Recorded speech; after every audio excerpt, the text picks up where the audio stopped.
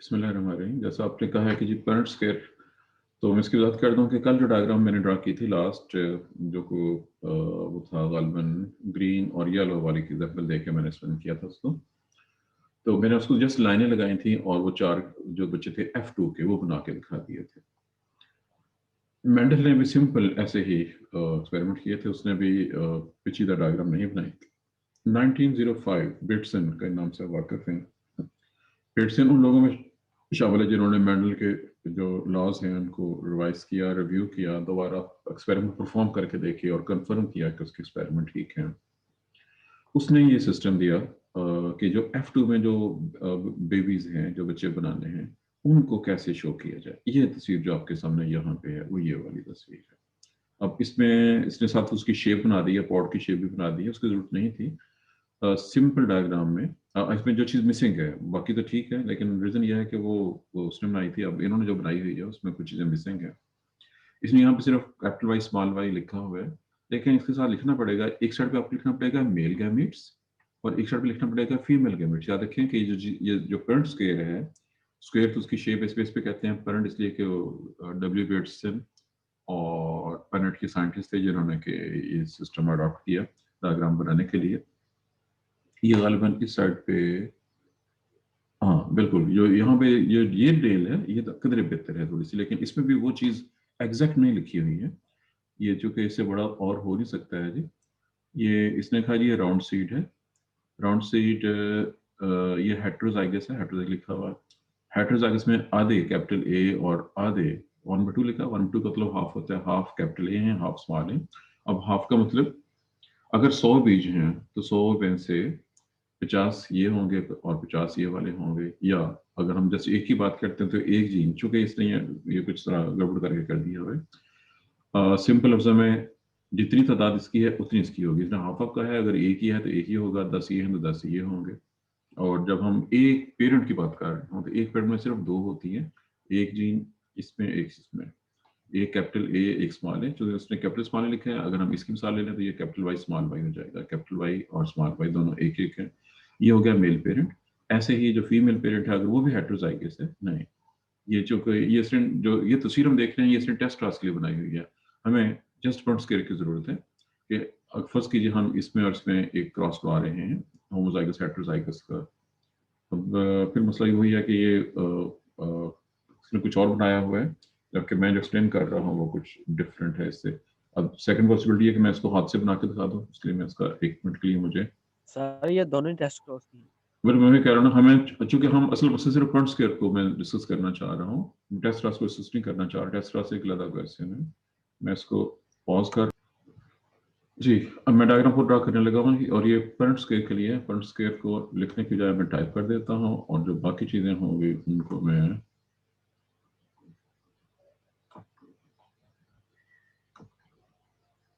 हाथ से बनाऊंगा। प्लैनेट स्क्वायर ये है जिसका नाम जो हम करने लगे हैं। और जो कल हमने क्रॉस किया था, मैं अगर उसी को ही, चलिए हम देखते हैं जी माउस के साथ डायग्राम्स कैसी बनती हैं।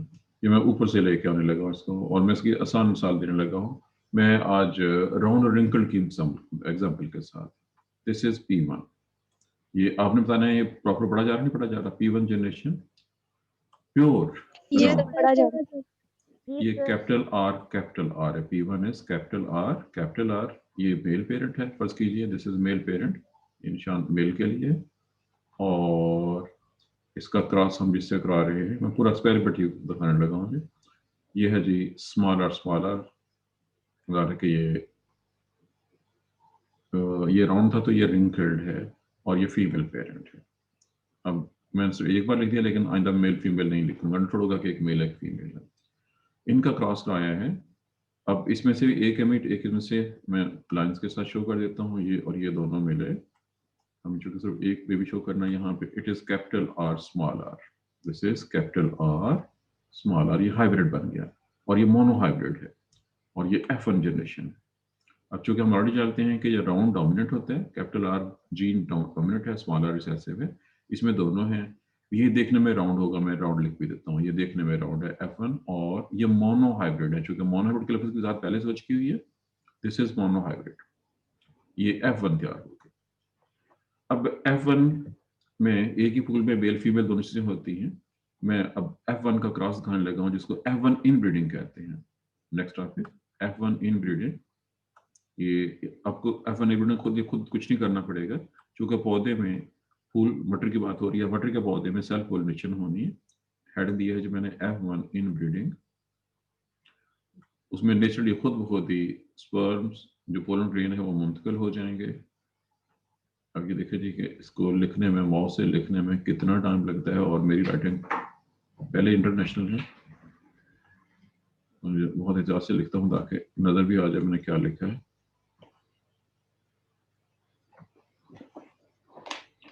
जी ये मैंने इनब्रीडिंग लिखा है। अब चूंकि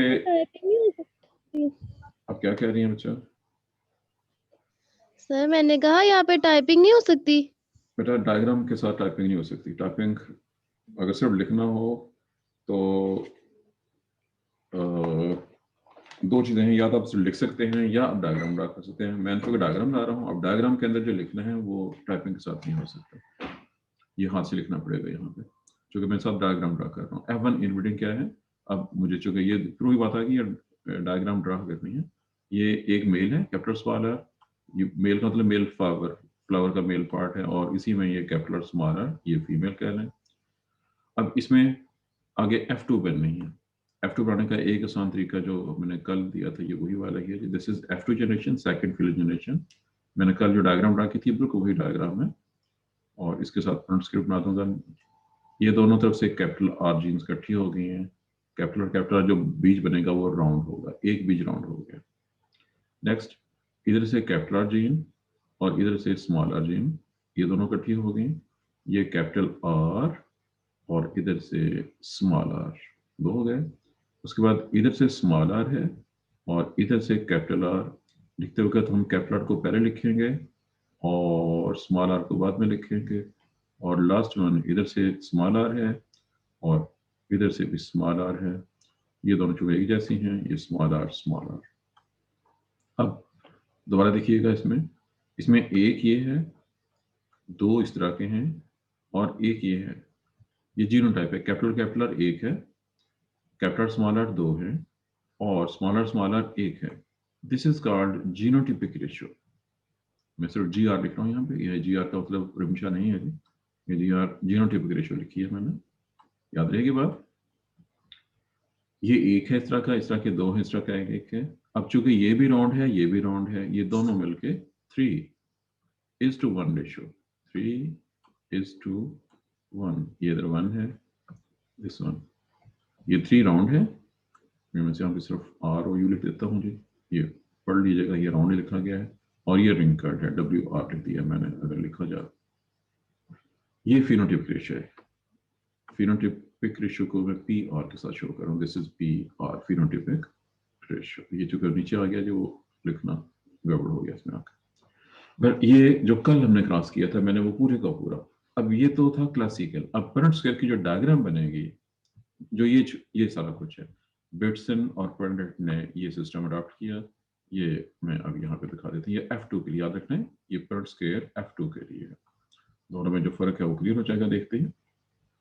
ये एक स्क्वायर बनाया मैंने, स्क्वायर बना के इसके मुकम्मल खाने 4 बनाने पड़ेंगे हमें। इसके 4 खाने बन गए, ठीक है।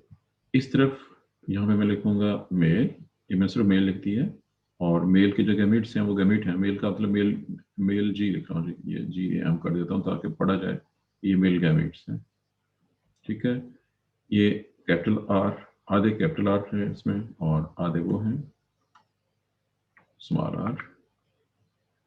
इस तरफ फीमेल गैमीट है, ये भी आधे कैपिटल आर हैं क्योंकि F1 इनब्रीडिंग हो रही है, और आधे स्मॉल आर हैं क्योंकि एक एक लिखा हुआ है 1 में।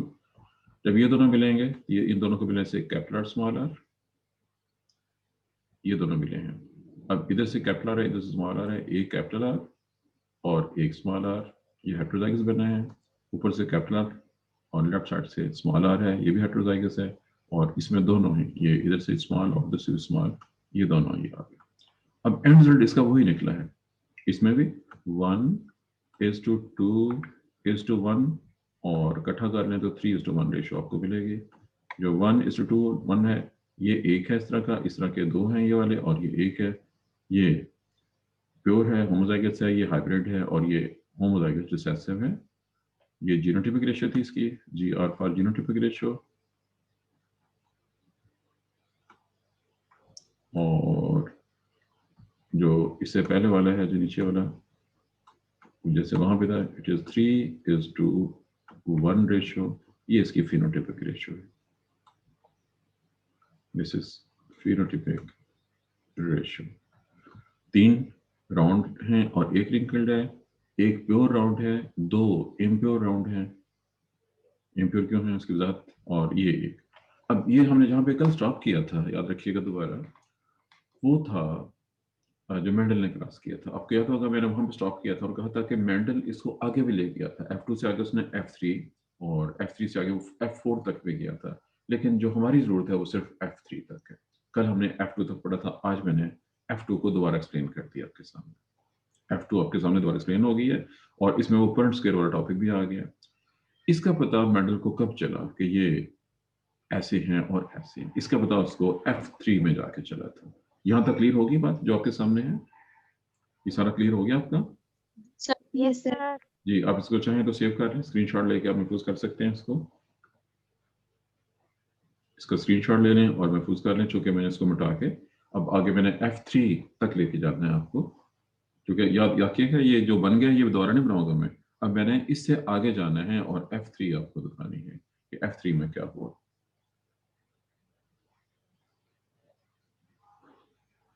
जी, महफूज कर लिया आप लोगों ने? जी सर। चलो ये महफूज हो गया तो मैं अब आगे जा रहा हूँ। ये है जी, चलो अब मैं एक बार लिख देता हूँ जी कि उसने आगे F3, ये F3 जनरेशन है। अब F3 जनरेशन कैसे पैदा हुई, उसके लिए उसने क्या कुछ किया। उसने F2 जो ली थी, हम F2 ऑलरेडी पढ़ चुके हैं, F2 जनरेशन, F2 तो चूंकि आप ऑलरेडी देख चुके हैं। अब F2 में क्या कुछ था जो हमने एक्सपेरिमेंट किया था, उसमें उसको सिर्फ जो चीज याद है कि जीनोटाइप नजर नहीं आती है, सिर्फ फिनोटाइप नजर आती है। उसको जो चीज नजर आई थी वो थी 3 राउंड और इसके साथ रेशो का निशान डालना है, अगर डल गया तो डल गया जी, और 1 रिंकल्ड। 3 राउंड और 1 रिंकल्ड F2 की ये रेशियो थी। उसने, या टोटल 4 हो गए, 4 का जितने पौधे थे लेकिन हम 4 की, उसने एक एक करके हर राउंड पौधा लिया, एक एक करके हर रिंकल लिया, उनके आगे नेक्स्ट जनरेशन पैदा कराई और उसका जो रिजल्ट आया वो बड़ा हैरान कन था। अब ये रिजल्ट मैं आपको हाथ से बना के दिखाऊंगा जी, क्योंकि ये फिर वही मसला बन जाएगा। उसने जो 3 राउंड हैं, मैं तीनों राउंड को अलग कर देता हूँ। एक ये राउंड है, दूसरा ये राउंड है और तीसरा ये राउंड है। जो एक राउंड था, ये 3 राउंड है जो कि उसमें जो पहला राउंड था उसके जो बच्चे पैदा हुए F3 में, अब ये F3 की बात हो रही है, मैं सिर्फ बच्चों का जिक्र कर रहा हूँ ताकि क्योंकि उसमें हमें और कुछ नहीं है। F2 से उसने F3 हासिल की। जो 3 राउंड थे उनसे एक जो है वो बिल्कुल प्योर निकला। प्योर क्यों निकला? उसके सारे के सारे बच्चे राउंड निकले। उसमें 3 में से एक के सारे बच्चे राउंड निकले। जो दूसरा था वो हाइब्रिड निकला, क्योंकि उसमें राउंड बच्चे भी पैदा हुए और रिंकल्ड बच्चे भी पैदा हुए और उनमें भी रेशियो 3:1 की थी। उसने कहा कि जी ये प्योर था, ये एक प्योर है, मैं एक के आगे प्योर भी लिखता हूँ जी, एक प्योर। और जो दूसरे वाला है ये प्योर नहीं है बल्कि ये हाइब्रिड है, मैंने सिर्फ H लिखा है यहाँ पे और H का मतलब हाइब्रिड है। हाइब्रिड के लफ्ज़ से आप पहले से वाकिफ हैं, H पर हाइब्रिड। और जो आखिरी वाला था ये भी हाइब्रिड निकला, क्योंकि इसके बच्चों में भी उसको राउंड और रिंकल्ड दोनों मिले 3:1 रेशो के अंदर। और जो रिंकल्ड था ये वाला था, ये प्योर निकला, ये प्योर था क्योंकि इसके सारे के सारे बच्चे रिंकल्ड निकले। अब ये F3 का रिजल्ट है। F3 में उसने देखा कि जो राउंड थे F2 वाले 3, उनमें से 3 में से एक ये बन गया 1/3। 3 में से एक का मतलब क्या है? 1/3 और 3 में से 2 का मतलब है 2/3। दिस इज 2/3, ये 2 लिखा था जी, क्या ये जो रिंकल था ये टोटल चूंकि 4 थे उनमें से एक था, और सिर्फ इन दो की बात हो रही है कि जो राउंड थे वो आगे दो तरह के निकले, उनमें से 3 में से एक प्योर निकला और 3 में से 2 प्योर ना निकले बल्कि हाइब्रिड निकले, क्योंकि उनके बच्चों में भी आगे 2 नस्लें पैदा हुई। रिंकल्ड सारे के सारे प्योर निकले, W फॉर रिंकल्ड और E फॉर प्योर। जब ये सब कुछ सामने आ गया तो फिर उसने वो चीज़ें फॉर्मुलेट की कि ये तब ही मुमकिन है। अब चूंकि यहाँ पे मैंने ये सारा कुछ बना दिया, जो हम ऊपर भी बना के हटे थे कि ये सिर्फ जो हम ऑलरेडी बना चुके हैं, दोबारा नोट कीजिएगा। जो F2 बनाई मैंने उसमें कैपिटल आर एक बनाया, कैपिटल स्मॉल आर 2 बनाए थे। अब यहाँ पे मैं दोबारा लिख देता हूँ, जो ये एक वाला है ये कैपिटल आर था, ठीक है, फर्स्ट वन। जो ये सेकंड वन है ये कैपिटल आर और स्मॉल आर है, ये वाला भी कैपिटल आर और स्मॉल आर है, और जो आखिरी वाला था ये स्मॉल आर। उसका पता दोबारा सुन लीजिएगा। F3 पैदा कराने के बाद फिर वो इस नतीजे पहुंचा कि जो F2 थी उसमें 2 तरह के पौधे थे, राउंड रिंकल, और जो राउंड थे उनकी भी आगे 2 किस्में थी, 1/3 प्योर थे और 2/3 हाइब्रिड थे। और इन सब कुछ के बाद फिर उसने वो चीज़ एक्सप्लेन की कि ये तभी मुमकिन है कि हर पौधे में 2 फैक्टर या 2 अलील या 2 जीन हों, और जो गैमेट बनते हैं वो दोनों अलग हो जाएं, और प्रोडक्शन के टाइम पे जब वो मिक्स होती हैं तो फिर ये रिजल्ट आ सकता है, वरना और किस तरीके से ये रिजल्ट पैदा नहीं हो सकते। ये है जी मेंडल के लॉज। अब इसको दोबारा याद रखना है कि इसके जो स्टेप्स हैं, सबसे पहले उसने प्योर पौधे लिए, उसके बाद उसने पहले P1 का क्रॉस कराया प्योर राउंड का प्योर रिंकल के साथ, F1 सारी की सारी राउंड थी, F1 का क्रॉस इन ब्रीडिंग कराई तो F2 हासिल हुई, उसमें उसको 3:1 रेशो हासिल हुई जो यहाँ पे लिखी हुई है, 3 राउंड 1 रिंकल। जब इनको क्रॉस कराया F3 हासिल करने के लिए तो राउंड में से 1/3 प्योर निकले, 2/3 हाइब्रिड निकले, और जो रिंकल थे वो भी प्योर रिंकल निकले। अब इसको उसने एक्सप्लेन किया उस चीज़ों से जो हम ऑलरेडी कल पढ़ चुके हैं कि हर पौधे में 2 जीन्स हैं या रील्स हैं या फैक्टर्स हैं जिनको हम कैपिटल आर स्मॉल आर के नाम से दिया, और बाकी सब कुछ हम ऑलरेडी कर चुके हैं। ये है जी ऑल अबाउट मेंडल्स लॉ। इसमें पर्ट्स एक्सप्लेन हो गया, मेंडल के लॉ की 3rd जनरेशन तक एक्सप्लेन हो गया हुआ, होमोजाइगस और हेटेरोजाइगस एक्सप्लेन हो गए हैं, प्योर और इम्प्योर या हाइब्रिड ये डिस्कस हो गए हैं, लॉ हर लिहाज से कंप्लीट हो गया है। ये चूंकि एग्जाम्पल हमने पौधों की दी है, स्पेसिफिकली पौधों की एग्जाम्पल मेंडल की हिस्ट्री के लिहाज से, इसी लॉ को बहुत बाद में मॉर्गन ने जब अप्लाई किया ड्रोसोफिला पे, वहां पे भी सेम रिजल्ट्स, यानी प्लांट के अलावा एनिमल्स के ऊपर भी एज सच एप्लीकेबल है, यानी ये लॉ यूनिवर्सल है, लॉ ऑफ सेग्रीगेशन। जी टाइम कितना हो गया, कितना बाकी है हमारे पास? सर 29 मिनट्स हो गए। जी ठीक है जी, और कुछ टाइम हमारे पास मौजूद है, हम आगे ये टॉपिक हमारा पूरा हो गया, इसको सेव कर लीजिए जी। याद रखना कि ये जहाँ तक आज पढ़ा है हमने ये यहाँ तक था, लॉ ऑफ सेग्रीगेशन कंप्लीट हो गया, उसकी इंट्रोडक्शन का एक्सप्लेन हो गई थी। अब हमने आगे एक तो छोटे क्वेश्चन करने हैं जी। इसको बंद कर दूं मैं, इसको सेव कर लिया आप लोगों ने? जी सर कर लिया। यस जी सर। सेव की ऑप्शन कहीं होती थी, कहाँ चली गई है?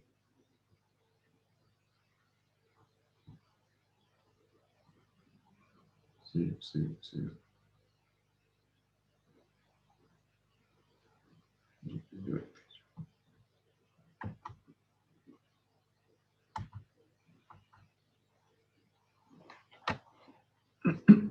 अब हमने जाना है जी नेक्स्ट आगे, और हमारा टॉपिक है आज टेस्ट्रॉस। अब टेस्ट्रॉस को मैं खुद बना के दिखा दूं, या आपकी बुक में जैसे बना है उसको देख लें। आपकी बुक वाला मुझे बिल्कुल समझ नहीं आता जी, वो कुछ ये बनाते हैं अल्लाह के बंदे, लेकिन यहाँ पे सिर्फ प्रॉब्लम ये है कि व्हाइट बोर्ड पे बनाने में और माउस के साथ सर बनाने में। मिरर्स वाला टेस्ट कोर्स चलेगा? किस वाला? सर मिरर वाला टेस्ट क्लास चलेगा, बिल्कुल चलेगा, लेकिन वो एग्जांपल उसने दी हुई है स्पेसिफिकली, वो चूंकि मिरर की बुक जो है वो जोलॉजी के लिए है स्पेसिफिक, वो जेनेटिक्स की बुक नहीं है। यहाँ जो हम पढ़ रहे हैं ये जो बुक्स आपके हाथों में ये स्पेसिफिक बॉटनी के लिए लिखी गई हैं और बोटेनिक्स के लिखी गई हैं। इन्होंने सारी एग्जांपल आमतौर पर प्लांट से दी हुई हैं, आमतौर पर। नोट करेंगे आप कि इनमें से किसी ने भी ड्रोसोफिला की या कोई एग्जांपल नहीं दी हुई है, क्योंकि ये बोटेनिक्स की लिखी हुई हैं और उन्होंने खास तौर पर यही कोशिश की है कि ज़्यादा से ज़्यादा एग्जाम्पल जो है वो पौधों से दी जाए। हालांकि वो ठीक है, मेरे ने जो लिखा है वो बिल्कुल ठीक लिखा हुआ है, लेकिन प्रॉब्लम ये है कि अगर जब जहाँ पेपर चेक होना है, ये वो चली गई है, कहाँ चली गई है, कहाँ से लेके आऊँ उसको।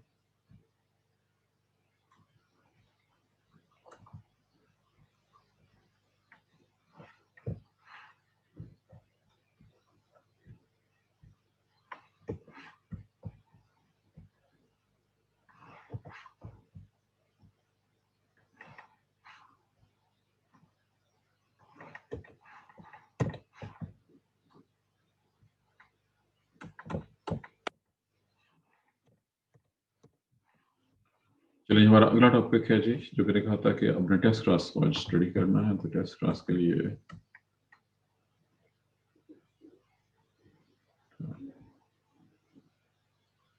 दोबारा कर लेते हैं।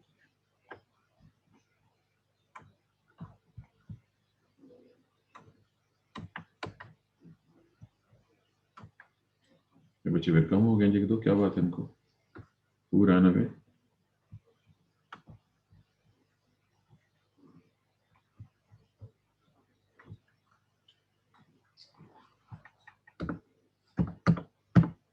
टेस्ट क्रॉस, ये हेडिंग है जी हमारा। मेंडल ने जब ये एक्सपेरिमेंट किए तो उसके बाद उसके जहन में ज़ाहिर नई नई चीज़ आती है। उसने सोचा कि एक ऐसा मेथड होना चाहिए, हम एक पौधे को टेस्ट करके चेक करके बता सकें ये पौधा प्योर है या प्योर नहीं। एक ऐसा मेथड होना चाहिए जिससे ये चेक किया जा सके कि जानदार प्योर है या नहीं है। मैंने प्योर क्यों इस्तेमाल किया? प्योर ट्रू ब्रीडिंग, प्योर और ट्रू ब्रीडिंग एक ही चीज़ है, चूंकि ये लफ्ज़ इस्तेमाल हो चुका पहले, ट्रू ब्रीडिंग। और इसके मुकाबले में जो दूसरा लफ्ज़ है वो था हाइब्रिड, और हाइब्रिड के लिए जो मुतबादल लफ्ज़ है वो है हेट्रोजाइगस। जो ये वो लफ्ज़ है जो कि मेंडल ने जो अपने कल ईजाद कीजिए, होमोजाइगस हेट्रोजाइगस, जो कि आम ज़बान के लफ्ज़ प्योर या ट्रू ब्रीडिंग और हाइब्रिड थे। तो उसके लिए उसने जो अल्फाज इस्तेमाल किए, जैसे मैं लफ्ज़ बोल चुका हूँ अभी, एक है जी होमोजाइगस पहले के लिए, होमोजाइगस, और दूसरे के लिए जो इस्तेमाल किया उसने वो है हेट्रोजाइगस।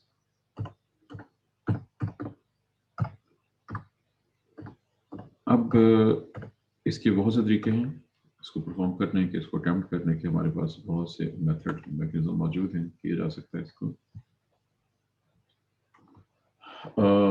मैं एक सिंपल क्रॉस दे रहा हूँ।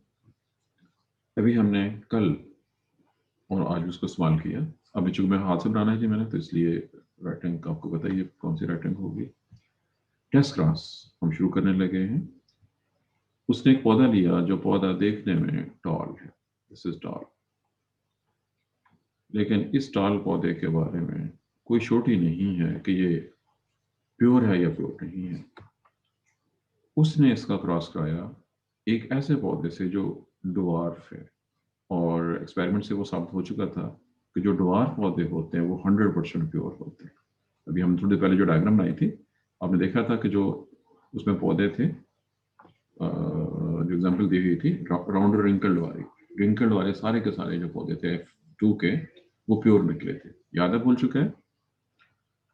अब ड्वार्फ डेफिनेटली, चूंकि टॉल और ड्वार्फ को हम कैपिटल टी, अब पहली पॉसिबिलिटी कि अगर ये पौधा प्योर टॉल है तो ये कैपिटल टी है, जो ड्वार्फ होता है वो डेफिनेटली स्मॉल टी होता है। ये पहली पॉसिबिलिटी है। This is possibility number 1। मैं लाइन लगा के पॉसिबिलिटी दिखा रहा हूँ। इस पे मैं P1, ये P का मतलब पॉसिबिलिटी है जी, पॉसिबल ऐसे लिख देता हूँ 1। अगर ये पौधा टॉल है, प्योर टॉल है, तो जब ये क्रॉस कराएंगे तो चूंकि इसकी सारी जीन या लील कैपिटल टी है, इसकी सारी ये हैं, तो जो बच्चे पैदा होंगे सारे के सारे कैपिटल टी स्मॉल टी होंगे। कैपिटल टी स्मॉल टी में कैपिटल टी डोमिनेंट है, स्मॉल टी रिसेसिव है। रिजल्ट निकलेगा सारे के सारे जो बच्चे पैदा होंगे ऑल टॉल, ये पहली पॉसिबिलिटी। अब दोबारा गौर कीजिए फिक्रे पे। अगर जिस पौधे को अपने टेस्ट कर रहे हैं, जिसको अपने टेस्ट करना है वो ये वाला है, मैं यहाँ पे सवाल का निशान लगा ले रहा हूँ, इसको आप टेस्ट कर रहे हैं, टेस्ट क्रॉस हम कर रहे हैं, इसका कर रहे हैं, किसके साथ? इसके साथ हम इसका ड्वार्फ के साथ क्रॉस करा रहे हैं। अगर इनके बच्चे सारे के सारे इस जैसे निकले, टॉल निकले, तो ये प्योर है, ये आंसर है। सेकंड पॉसिबिलिटी, दूसरा केस, वो पहली पॉसिबिलिटी थी। सेकंड पॉसिबिलिटी, जो टॉल पौधा है ये प्योर नहीं है बल्कि हाइब्रिड है। अगर ये हाइब्रिड होगा तो ज़ाहिर है ये कैपिटल टी स्मॉल टी होगा।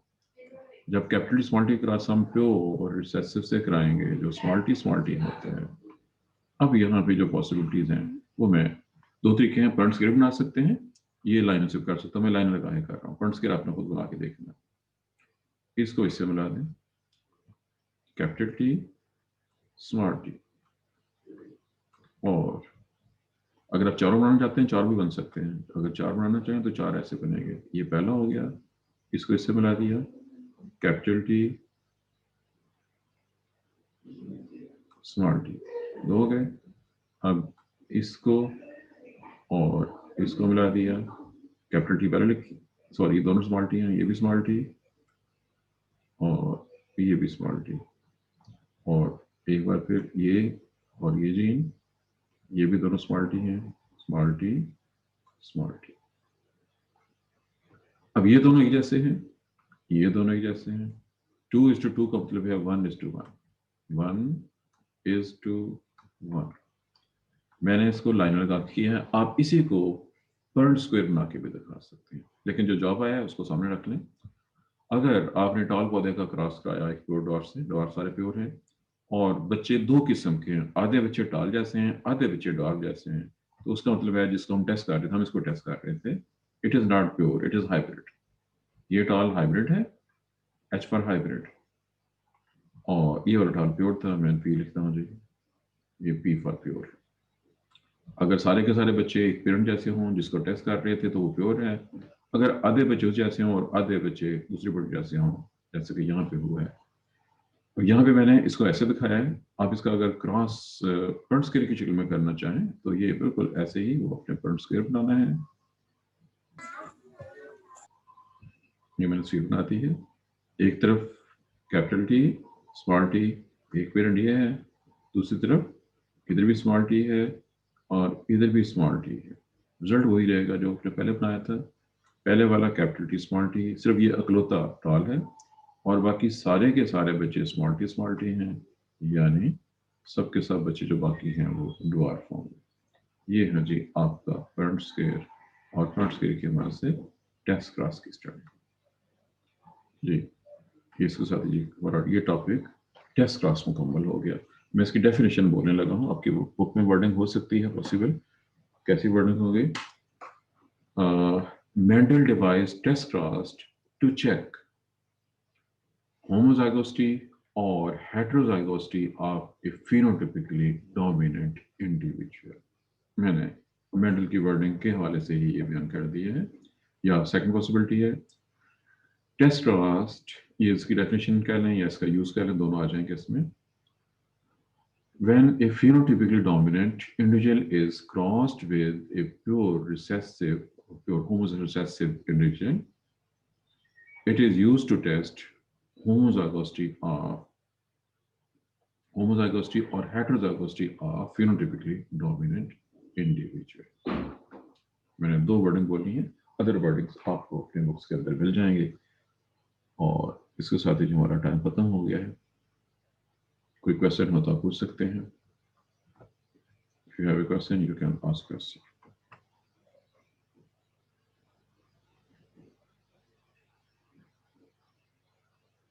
सर हमने बहुत ज्यादा ठीक, क्या हो गया? आपकी बात क्लियर नहीं हुई? सर हमने ऑलमोस्ट सारा सिलेबस खत्म कर लिया एक महीने में। नहीं, सारा सिलेबस खत्म हो गया बेटा, किधर पहुंच गए हैं? सर जेनेटिक्स रहती है सिर्फ। तो जेनेटिक्स थोड़ी लंबी, बहुत लंबी जेनेटिक्स है। ये एक दिन में आधा, आज हमारे दो छोटे छोटे क्वेश्चन हो गए हैं सिर्फ।